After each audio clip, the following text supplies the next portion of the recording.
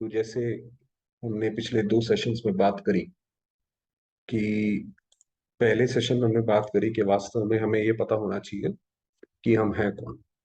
और उस हिसाब से जैसे जैसे हम अपने आप को जानते जाते हैं, वैसे हमें पता पड़ता है कि हमारे सुख और दुख के जो जिम्मेवार है वो हम खुद हैं। जैसे आत्मा जो संकल्प करती है, उसी के हिसाब से उसको वैसा ही अनुभव होता है। अगर वो सुख का संकल्प करेगी तो उसको सुख अनुभव होगा, दुख का करेगी तो दुख अनुभव होगा। उसी तरीके से अगर कोई नेगेटिव संकल्प करेगी, जितना ज्यादा वो नेगेटिव संकल्प करती जाती है, उतना ही वो मानसिक और शारीरिक बीमारी की तरफ बढ़ती चली जाती है। तो उसकी जो डे 1 की समरी ये थी कि एक तो मैं आत्मा इस जन्म मरण से परे अविनाशी सत्य, ये जो सबसे बड़ा भय है। क्योंकि जितने भी तरह के फोबियाज या साइकोलॉजिकल डिसऑर्डर होते हैं, उसमें ज्यादातर जो है वो शरीर को लेकर होते हैं कि मेरे शरीर को कुछ ना हो, मृत्यु का जो भय होता है। तो जितना ज्यादा हम अपने आप को आत्मा आत्मा आत्मा समझते जाते हैं, उतना उतना वो भय दूर हो जाता है।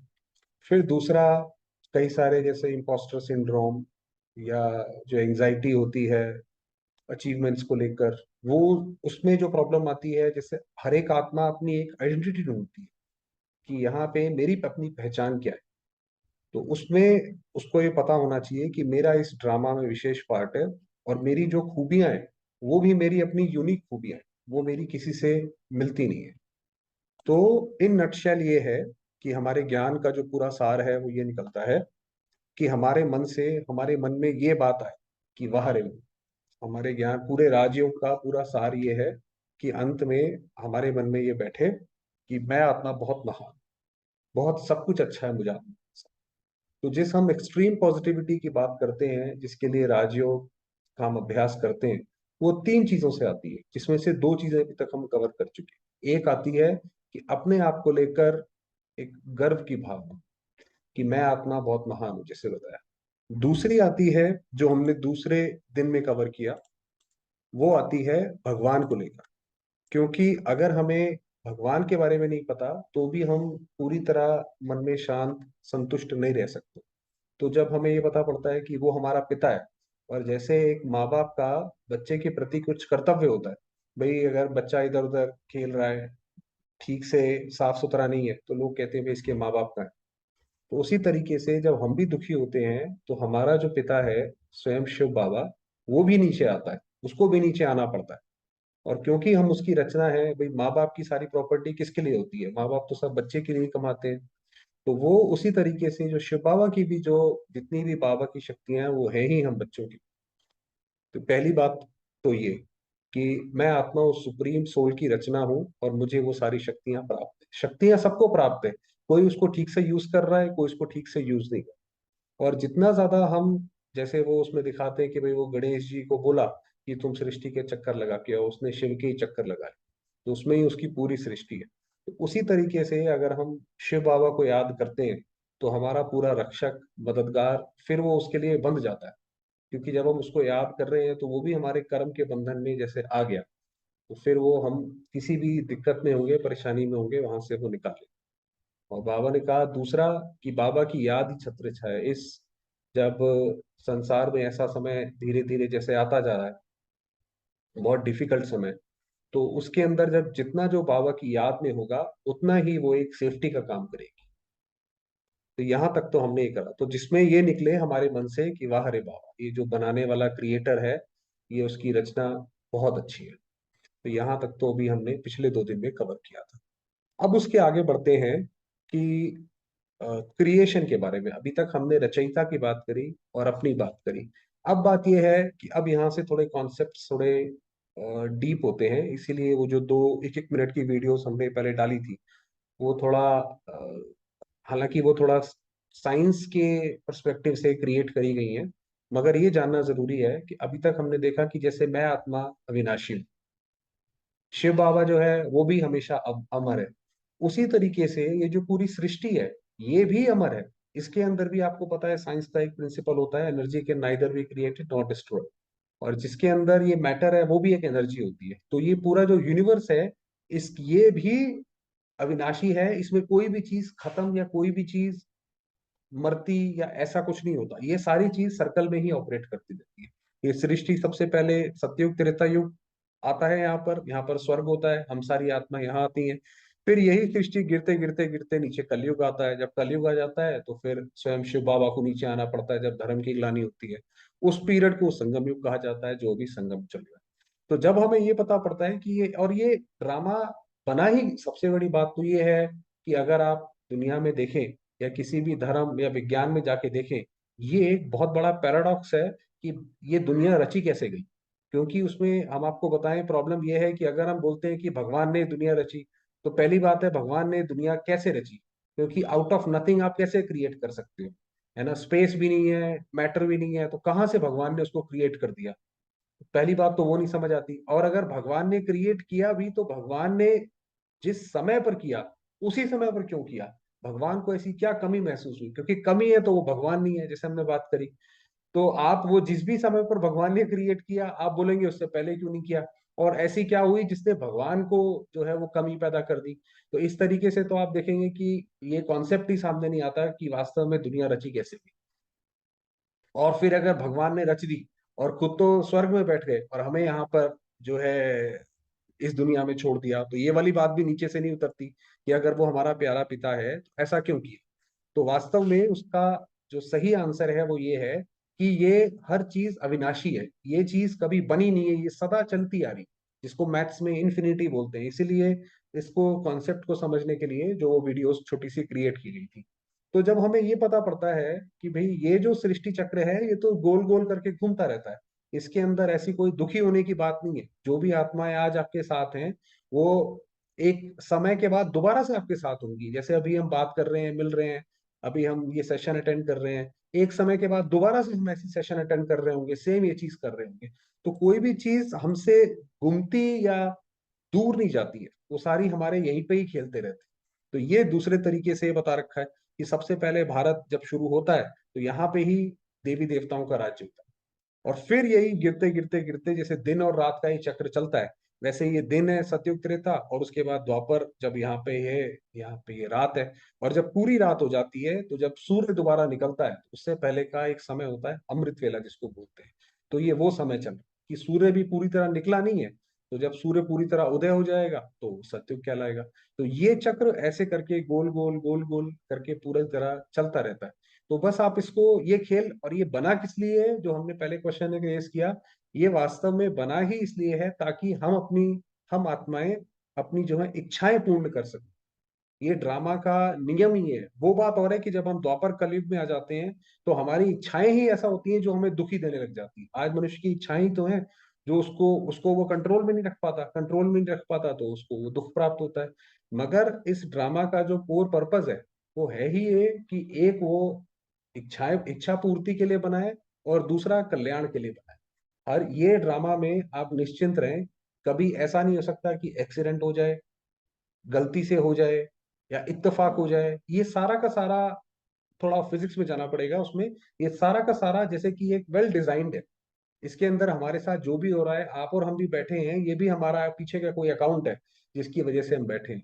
तो इसलिए ये चिंता करने की जरूरत नहीं है। तो वास्तव में जो सतयुग में जो देवी देवता होते हैं, हम ही जो जाकर बनेंगे, वो क्यों खुश वहां पे रह पाते हैं, इसलिए नहीं खुश रह पाते कि वहां पे विनाश नहीं है, वहां पे बहुत अच्छी प्रकृति है, ये तो एक बात है।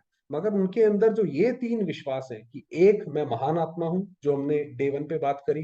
डे टू, कि ये सारा ड्रामा हमारे बाबा का बना है, जो कि हमारा प्यारा पिता है। और तीसरा, इस ड्रामा में सब कुछ कल्याण का, इसमें कोई चीज गलत हो ही नहीं सकती।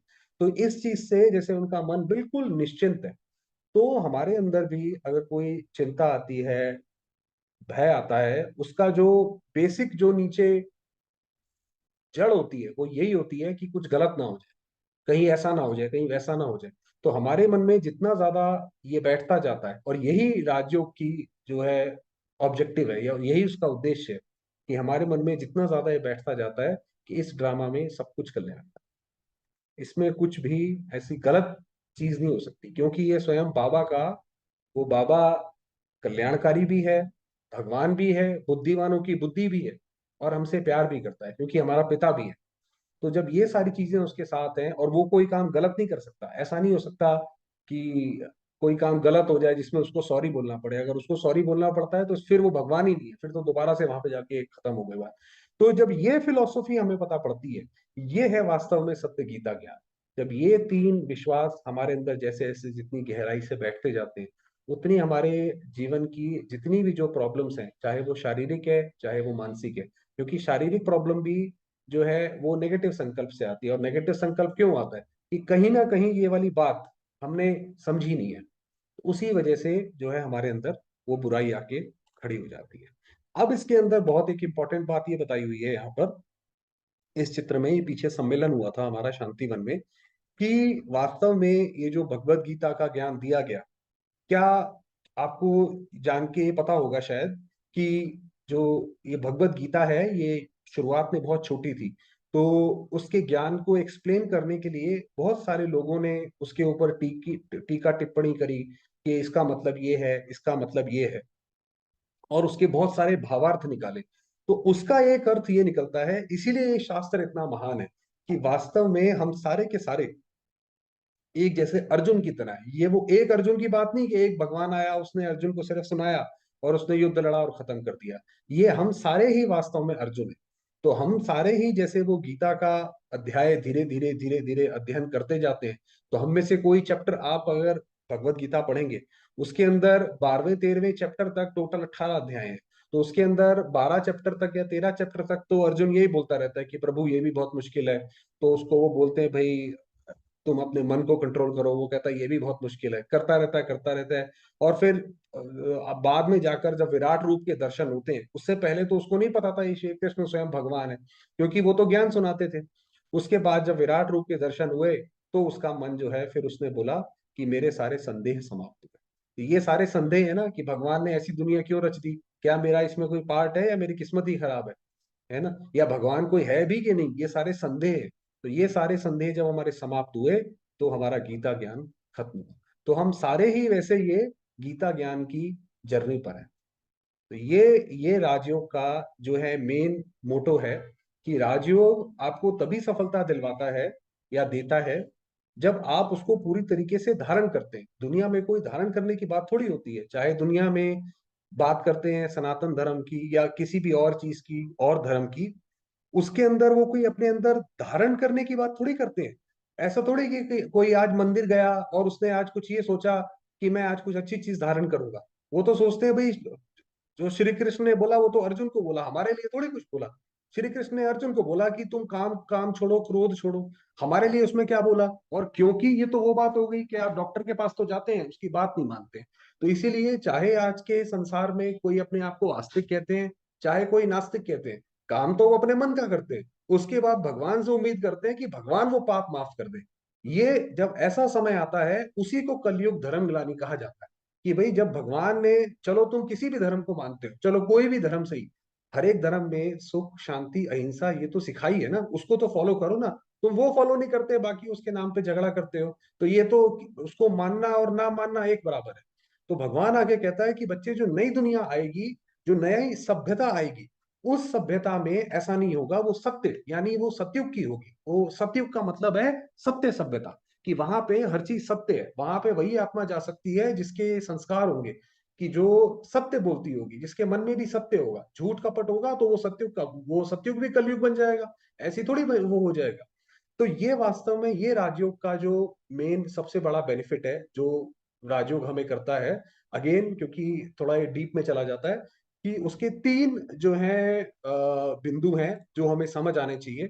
कि एक, कि मैं आत्मा बहुत महान हूं। अगर हम अपने आप को, जैसे हम पूजा आरती में गाते हैं कि मैं मूर्ख खल कामी, अगर हम अपने आप को ऐसा कहते हैं भाई मैं कामी भी हूं, मैं तो प्रभु मेरे अंदर तो सारी कमियां हैं, आप ही तरस करो, तो हमारा योग नहीं लग सकता शिव बाबा से।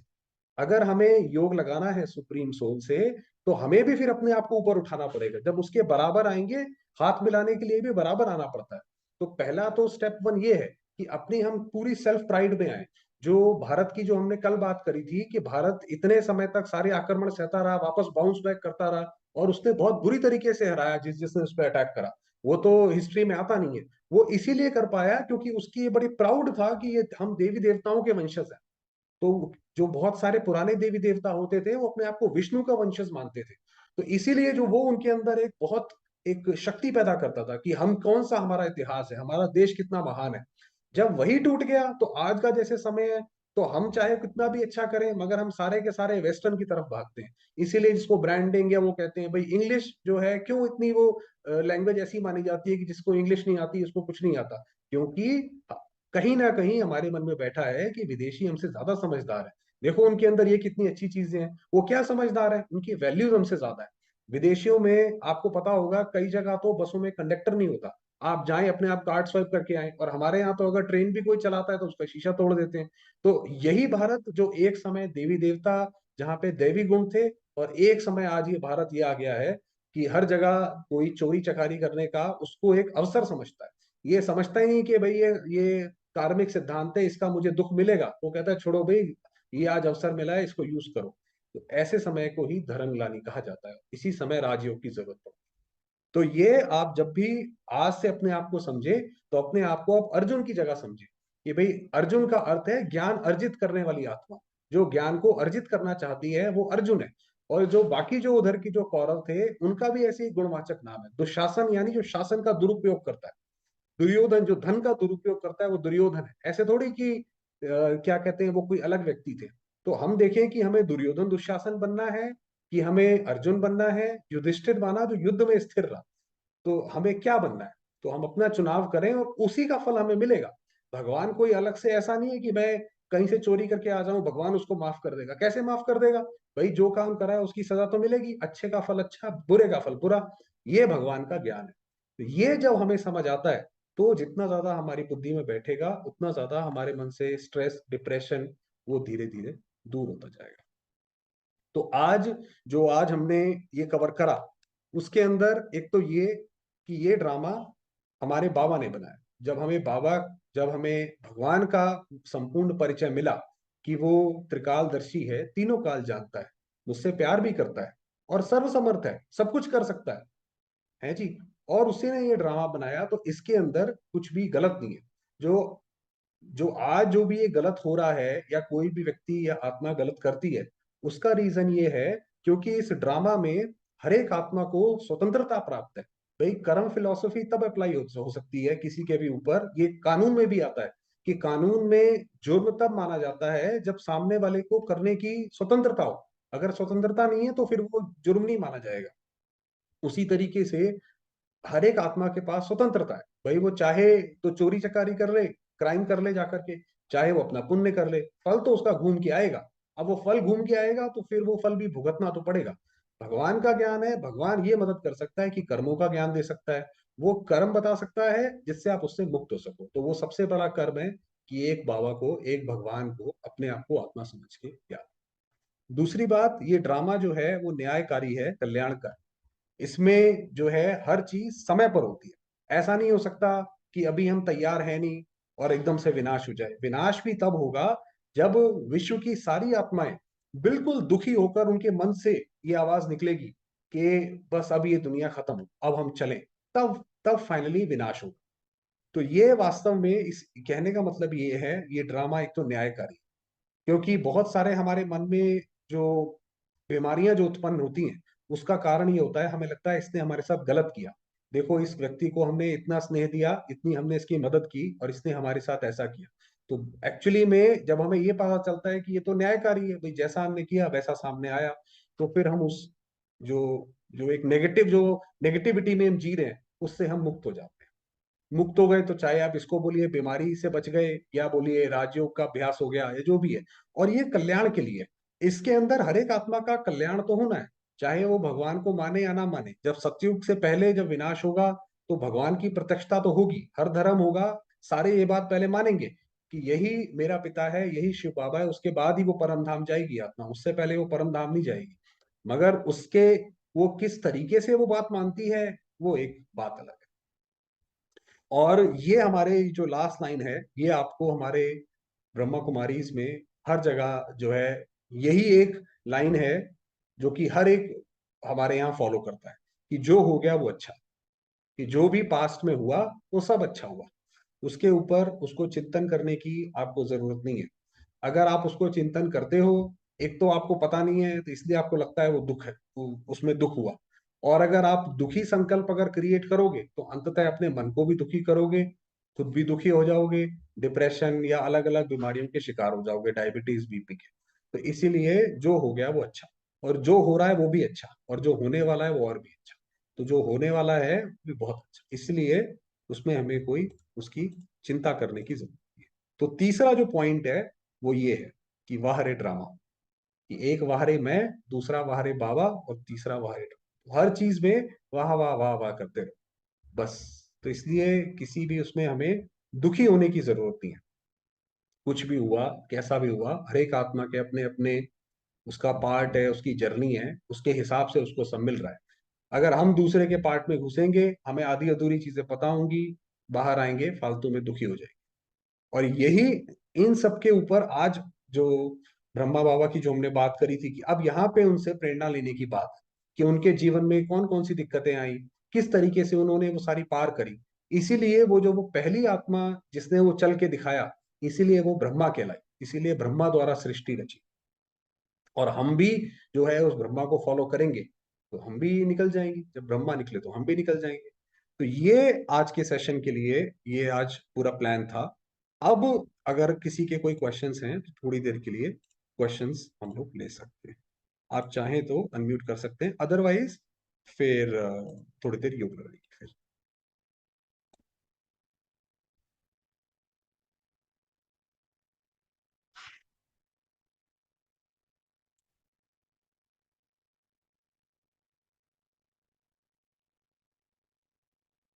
क्योंकि अब जब तक कोई क्वेश्चन किसी के दिमाग में आता है, क्योंकि आप देखिए, बहुत बड़ा सवाल एक आता है, और बहुत बार भाई बहन ये सवाल पूछते हैं कि विनाश तो होगा, उसके अंदर आप कैसे बच जाओगे कि आप कैसे अपने आप को उसके अंदर सेफ कहते हो, कि भाई सिर्फ ब्रह्मा कुमारी यहाँ बच जाएंगी और बाकी सारी दुनिया चली जाएगी। जैसे विनाश होगा तो सबको चुन चुन के उठाएगा, और जिसने सफेद कपड़े पहने होंगे, बैज लगा होगा, उसको वो प्रकृति छोड़ देगी। ऐसा नहीं है। वास्तव में क्या है कि जब हम राजयोग में प्रैक्टिस ही ये करते हैं कि हम अपनी इच्छा से शरीर छोड़ सके, और जब हमें ये पता है कि ये सृष्टि, ये प्रकृति, ये सब हमारे लिए बनी है, हमारे कल्याण के लिए बनी है, ये हमारे लिए बुरा नहीं कर सकती। तो पहली बात तो प्रकृति भी आपको, अब ये अलग डीप कॉन्सेप्ट है, जो आपने शायद पीछे टीवी वगैरह में देखा होगा, कि कोई भी देव होते थे, वो प्रकृति को पहले नमस्कार करते थे भाई, पानी को नमस्कार करते थे, फिर वो गंगा जी उनकी देवी निकल आती थी, है ना, और जो इंद्र देवता हैं उनको करते थे। तो वास्तव में प्रकृति भी सेमी कॉन्शियस, आप उसको कह सकते हैं, कि वो आपको रिस्पॉन्ड करती है, जिस तरीके से आप उसको आदेश देते हैं, बात करते हैं, उसको रिस्पॉन्ड करती है। तो जब आप अपनी, जैसे जैसे अपनी प्योरीफाइड फॉर्म में अपने आप को स्टैब्लिश करते जाएंगे, उतना उतना प्रकृति भी आपको नुकसान नहीं पहुंचाएगी। और आपको अगर अंत में शरीर भी छोड़ना होगा, ये शरीर भी क्या, पांच तत्वों का बना हुआ प्रकृति का है, तो ये शरीर से भी आप बड़े आराम से ये छोड़ के आप निकल पाएंगे। तो उस तरीके से ये मदद होगी उसकी। और ये वाली मदद नहीं होगी कि बिल्डिंग गिरेगी, एक दो बार तो चलो बच जाएंगे, ऐसी बात नहीं है, क्योंकि जैसे हमने बताया कि बहुत सारे हमारे पास इंसिडेंसेस हुए हैं। आज अगर समय रहा तो आज कुछ वीडियोस उसमें शेयर करेंगे, तो वो होगा। मगर जब हवा भी खराब है, पानी भी खराब है, धरती भी खराब है, बारिश भी आ रही है, रहने लायक भी रह गया, तो उसके अंदर कितना समय फिर यहाँ पे ही थोड़ी बसे रहना है हमें, कि जैसा मर्जी हो यहीं पे चलते चले जाएं, है ना। शरीर भी दिनों दिन कमजोर होता जाएगा, खराब होता जाएगा। तो ये थोड़ी है कि हम इस शरीर में ही पड़े रहें, इसी में ही हमारा मोह है।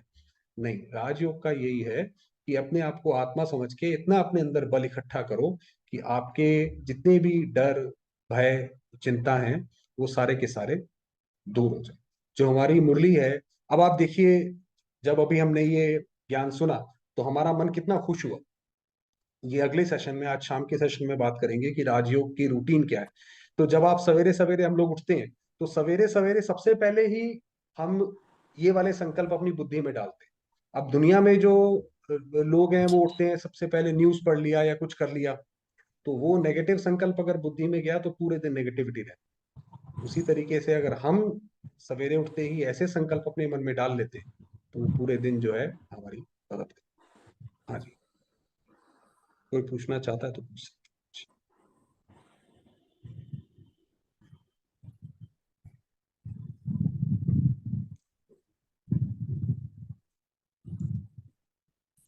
चलिए, तो फिर एक काम करते हैं, अभी थोड़ा सा समय है हमारे पास, आज जल्दी खत्म कर दिया।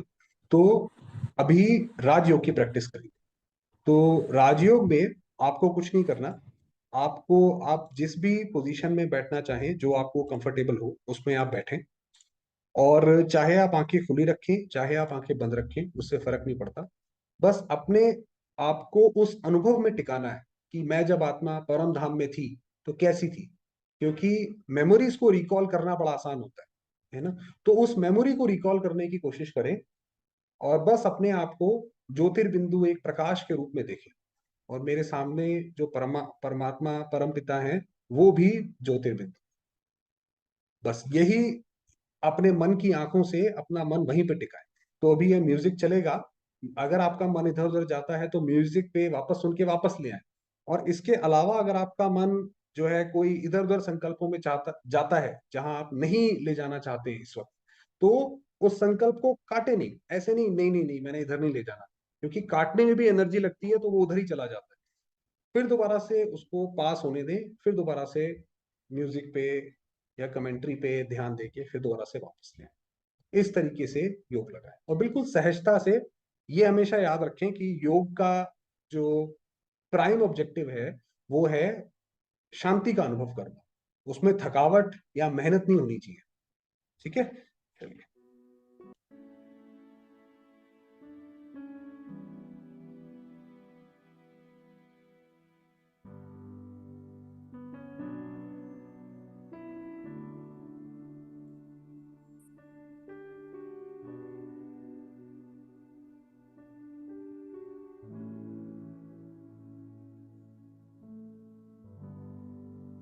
देखेंगे स्वयं को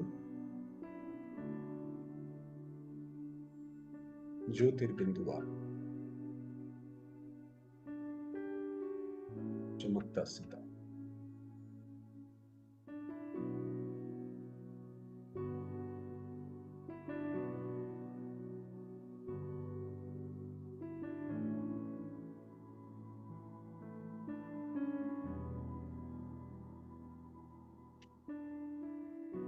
मैं आत्मा परम धाम में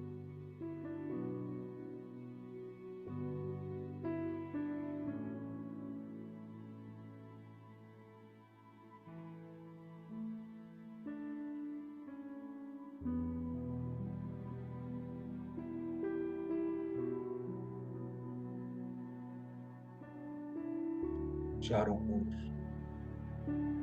दिव्य लाल प्रकाश।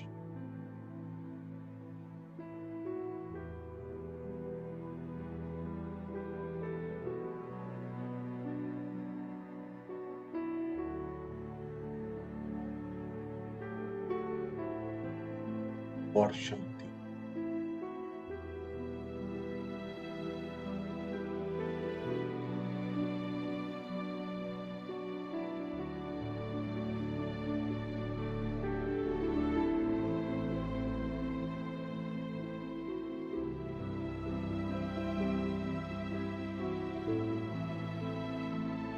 ये मेरा घर शांति धाम है।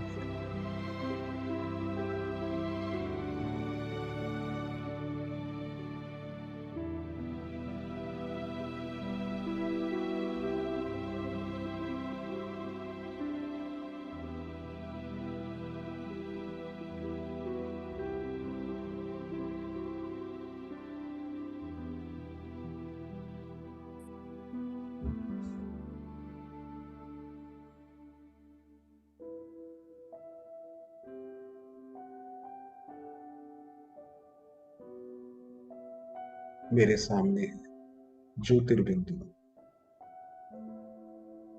निराकार परमात्मा।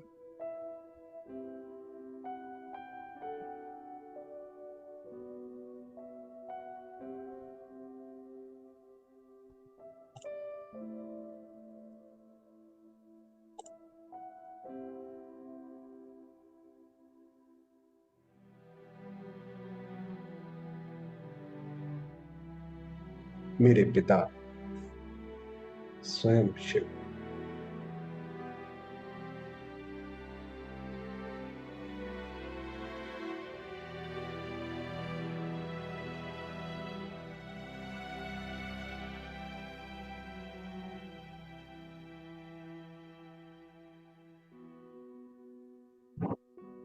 उनकी अनेकानेक किरणें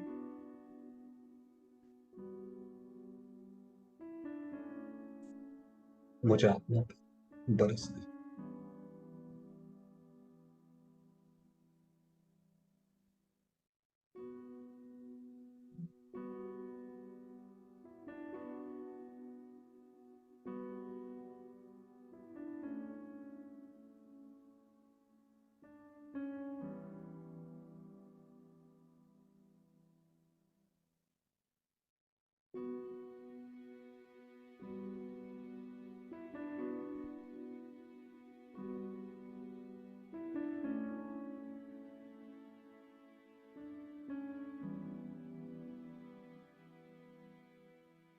मेरा मन शांत है।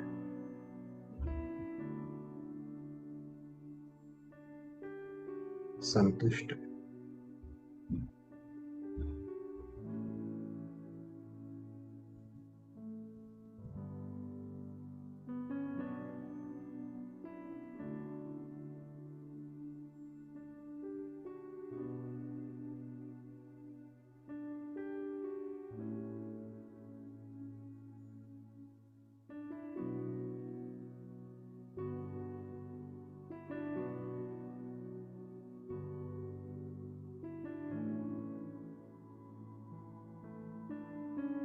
बाबा की किरणों को स्वयं में समाती जाती।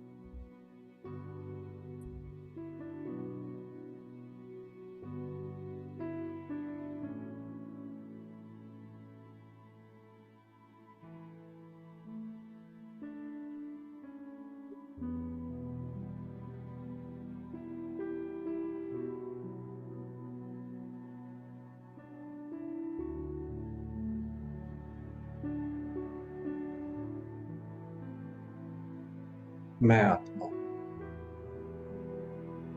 विशेष हूँ, महान।